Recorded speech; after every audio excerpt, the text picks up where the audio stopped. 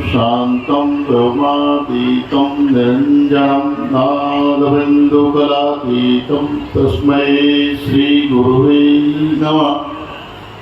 नीलाम्बुजश्यामलं कोमलांगं सीतासमारोपितभाग्यवान् पाणौ महासायकचारुचापं नमामि रामं रघुवंशनाथम्। वसुदेवसुतं देवं कंसचाणूरमर्दनं देवकी परमानन्दं कृष्णं वन्दे जगद्गुरु। कृष्णं वन्दे जगद्गुरु।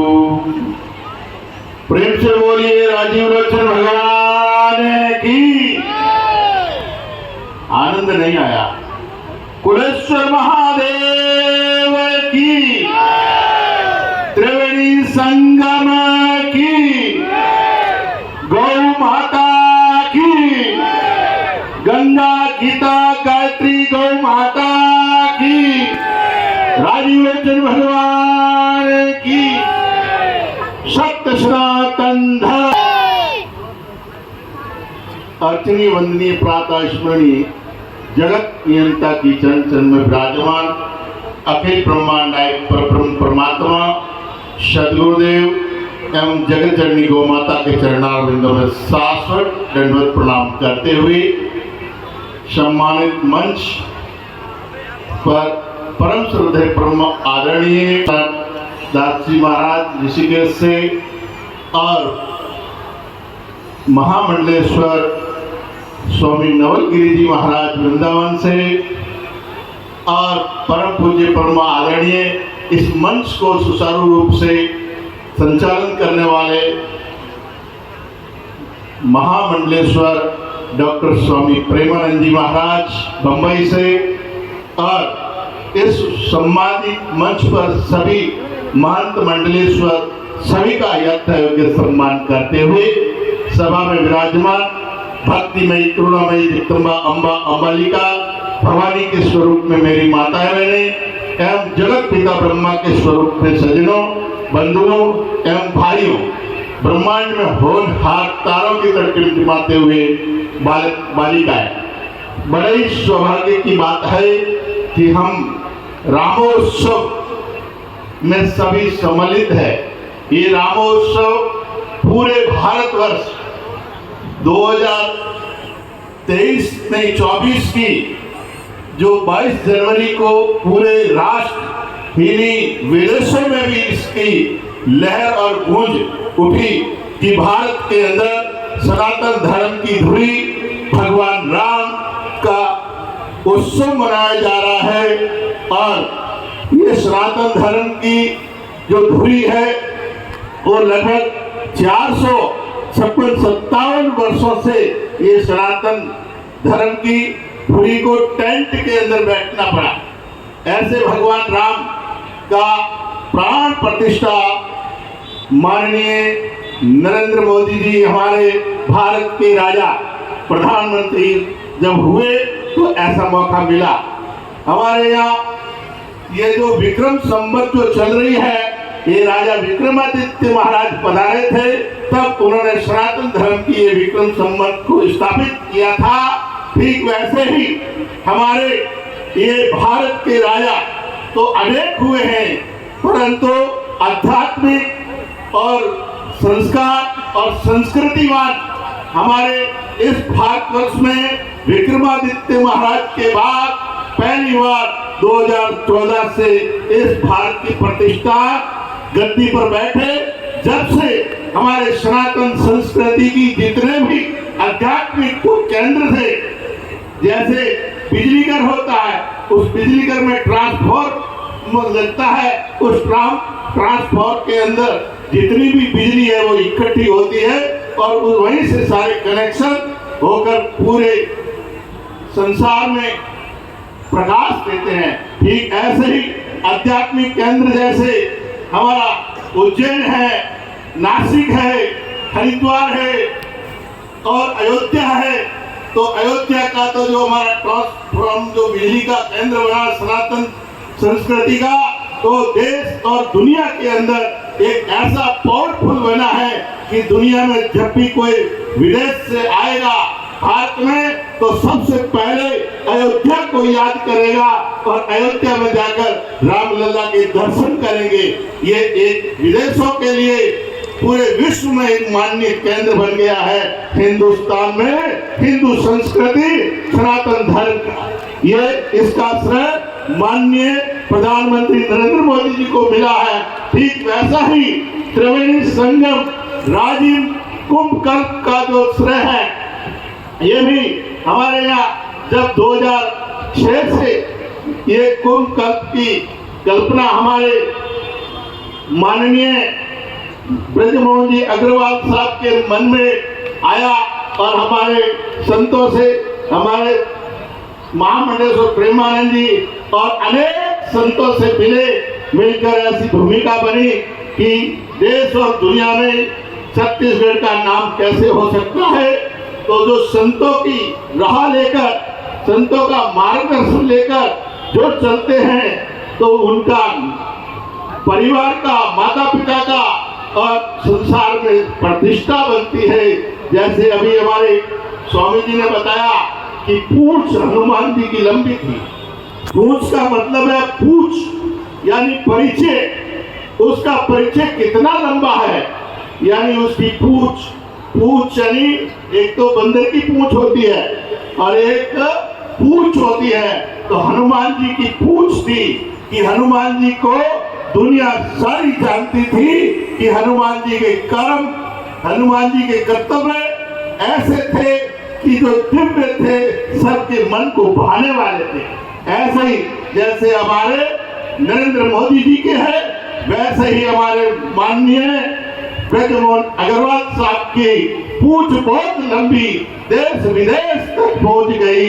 या तो मोदी जी की पहुंची है और या हमारे ब्रजमोहन अग्रवाल साहब की पहुंची है। तो ये पूंछ ही देश विदेश में छत्तीसगढ़ का नाम और छत्तीसगढ़ भारत में है और भारत का नाम रोशन करता है।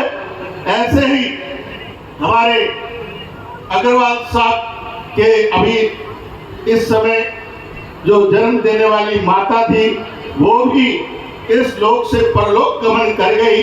वो भी सुन रही होगी कि मेरा बेटा इस संसार में कैसा काम कर गए।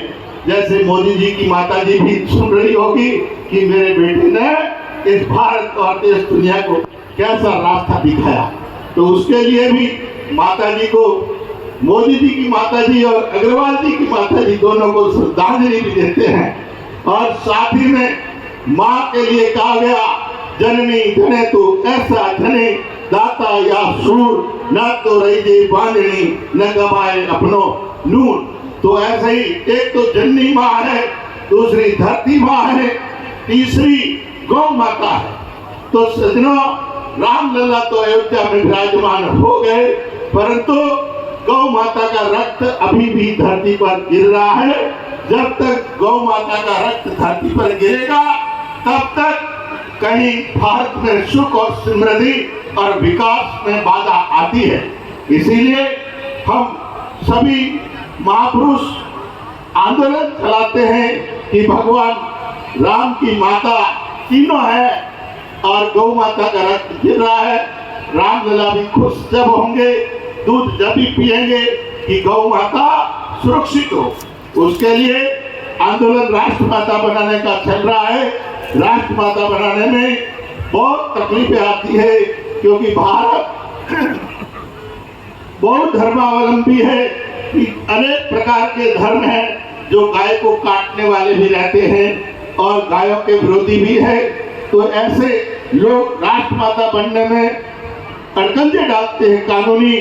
तो सज्जनों इसके लिए एक संत समाज ने विचार किया कि भले हमारी राष्ट्रमाता न बने ये के प्रकार गौ माता बचनी चाहिए, कत्लखानों में नहीं जानी चाहिए।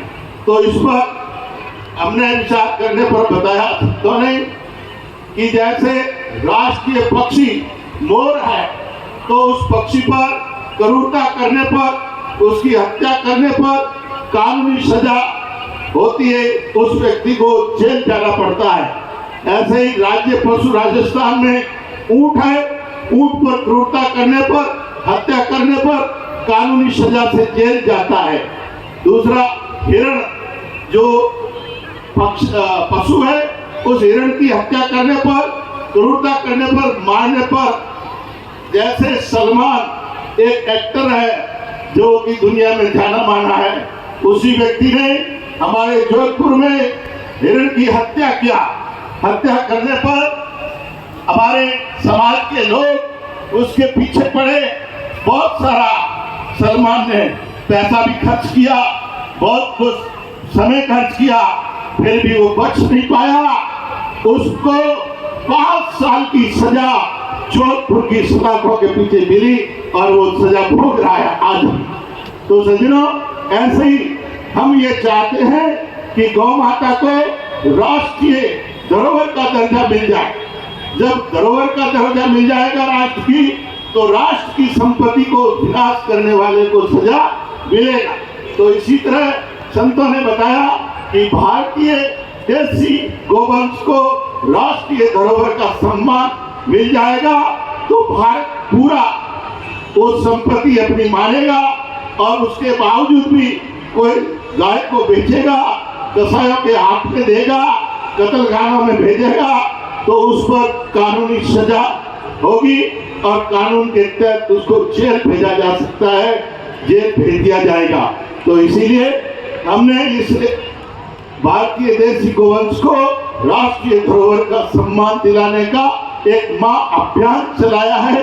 उस सब अभियान में हम और आप सभी शामिल होकर हम गौ माता को बचाएं और गौ माता का रक्त इस धरती पर न गिरे, जिससे कि भारत की धरती कलंकित ना हो।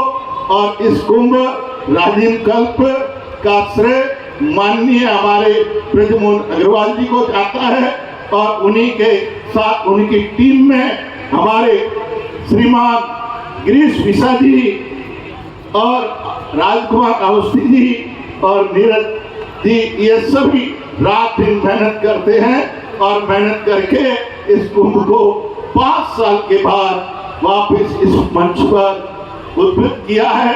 और कहते हैं ना, 10 गुना अधिक बहुत सुंदर ढंग से इस बार कुंभ का संचालन हो रहा है, और हम सब इसमें संतों की कृपा हुई, दर्शन किए। अब मैं ज्यादा नहीं समय लेते हुए इन शब्दों के साथ वाणी को विराम। भारत माता की वंदे वंदे, राजलोचन भगवान की, कुलेश्वर महादेव की, गौ माता की जय। छत्तीसगढ़।